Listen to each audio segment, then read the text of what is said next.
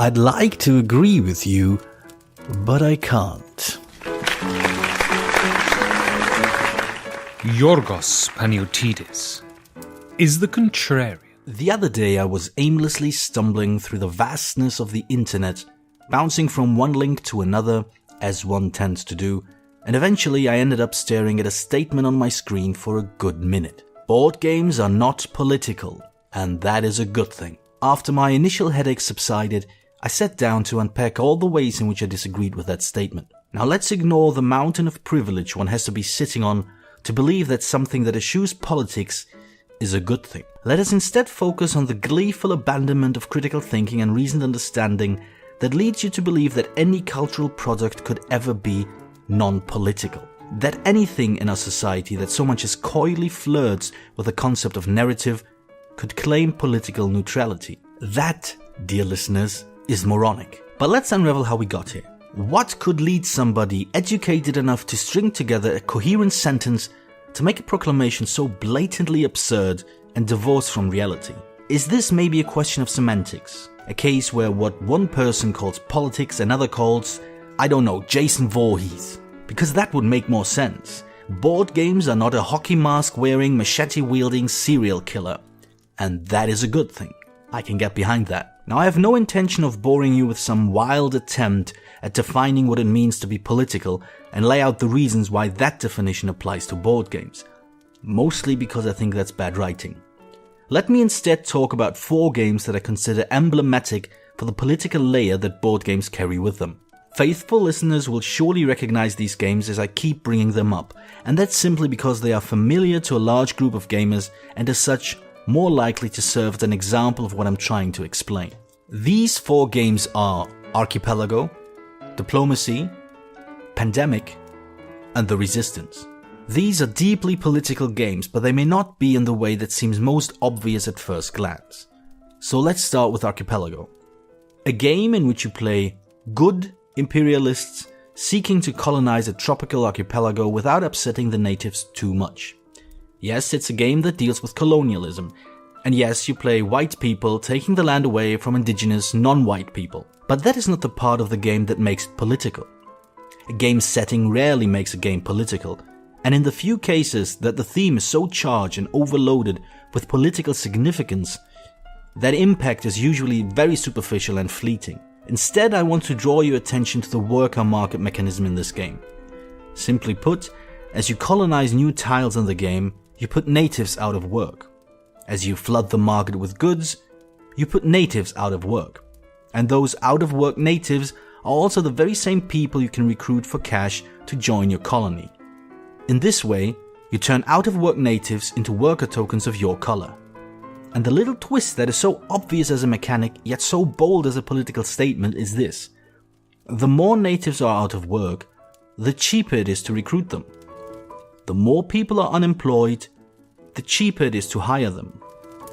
The higher the rate of unemployment, the less you have to pay them. What makes this so political is that as a player, you are put into the shoes of people who are literally gaming the system to make a profit.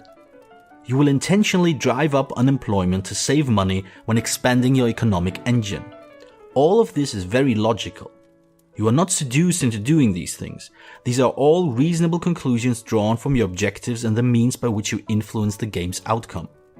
These are not moral decisions you have to make. They are practical, economic decisions.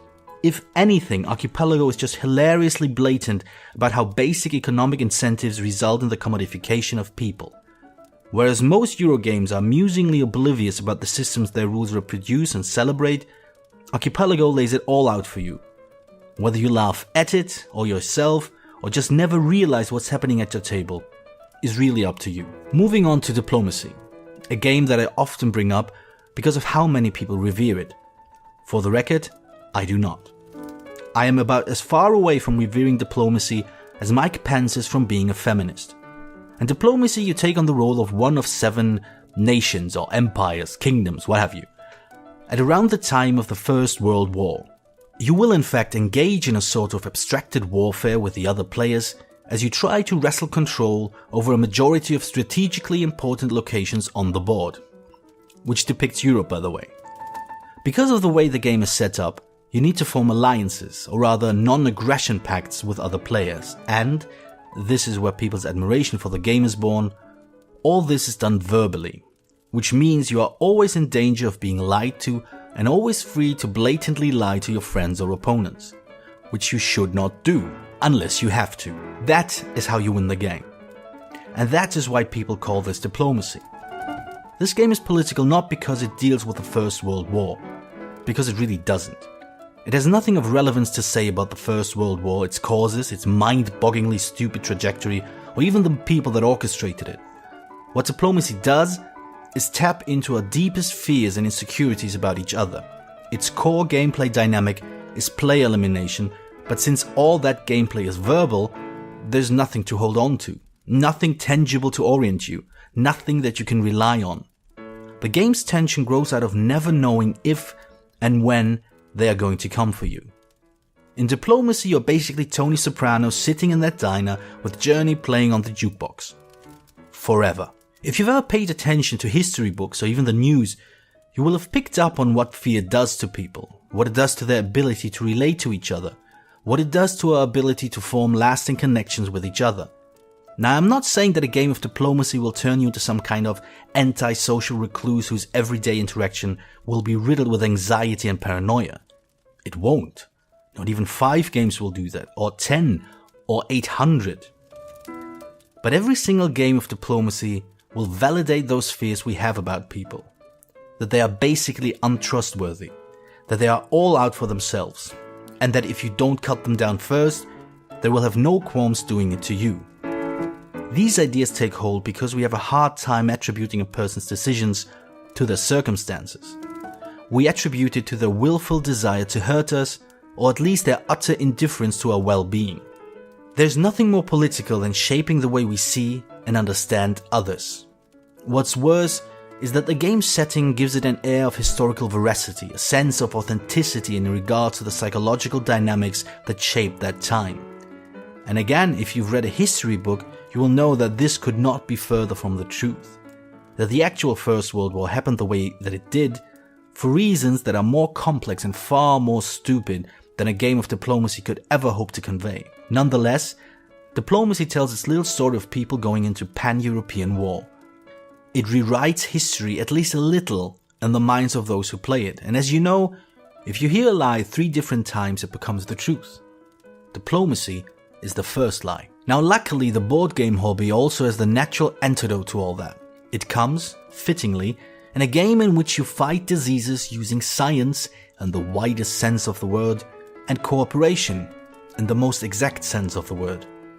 That game is of course Pandemic. You travel around the world collecting cards, trading cards, and trying to keep the game from prematurely ending in defeat. Yes, you play scientists and medics, as opposed to religious leaders, YouTube celebrities, or billionaire CEOs to save the world. But again, that in itself does not make Pandemic political. Instead, it is the gameplay that sets Pandemic apart from many other, although by no means all, cooperative games. Because what you do is not merely coordinating actions to trigger effects, or to minimize the chances of a worst case scenario playing out on your board. All this is merely the result of its core gameplay. You manage, curate, and negotiate consent. This is what Pandemic is about, getting people to work together. There is a reason why the most memorable games of Pandemic aren't the ones you've won or lost. They are the ones where you are simply in sync, where you are all, as the vernacular goes, vibing. The best games of Pandemic are the ones where people's inputs are valued, the contributions to the discussion are taken seriously, the reservations are respected, and at the end of the day the group manages to willingly unite behind one course of action.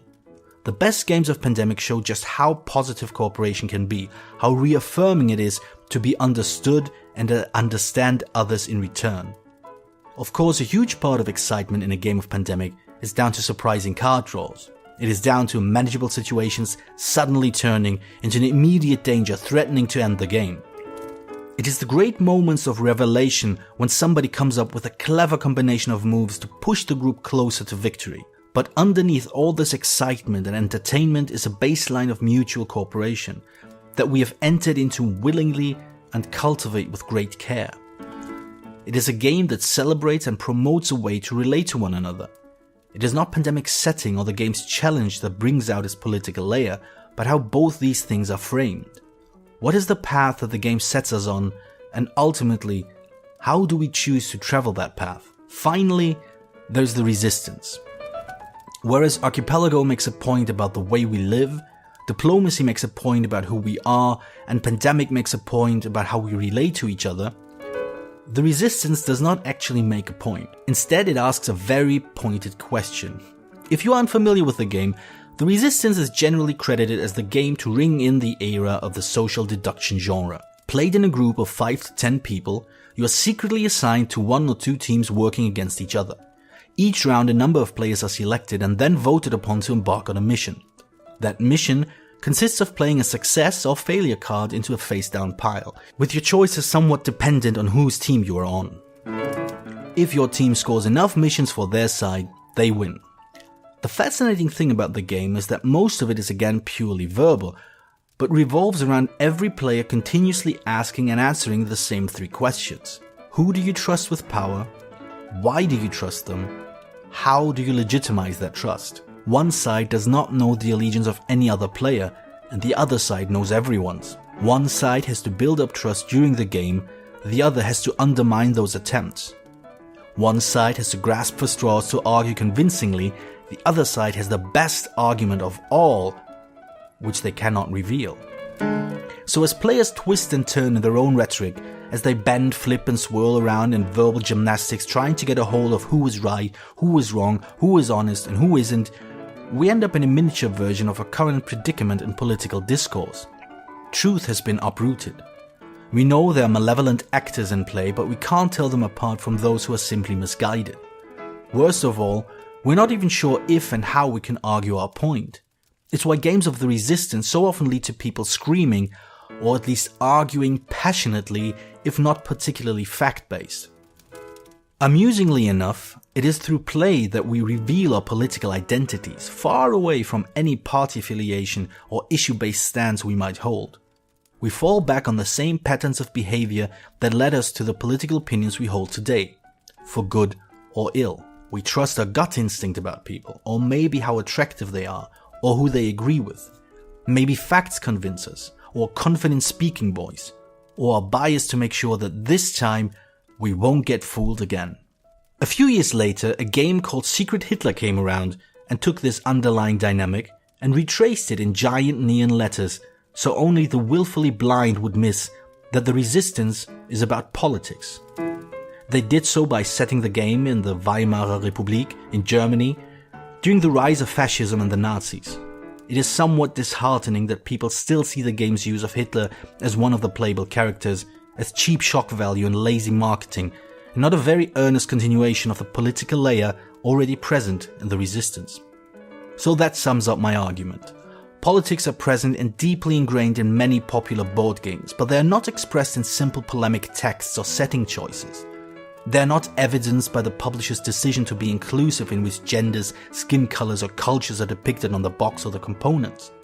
Even though representation matters and is worth pursuing, these decisions do not suddenly inject politics into board games. Politics have always been there, in what we play and how we play it and why. It is the way in which a game harnesses our play impulse, channels and guides it into a play experience that reveals its politics. The way it either whitewashes or pointedly exposes, imbalances, abuses, or even machinations of power. Or these are just games that are only games and can never be anything but games. People will always treat them accordingly, and nothing of what I've just said bears any semblance to real life. Nothing is political, everything is fine. It's your call, really.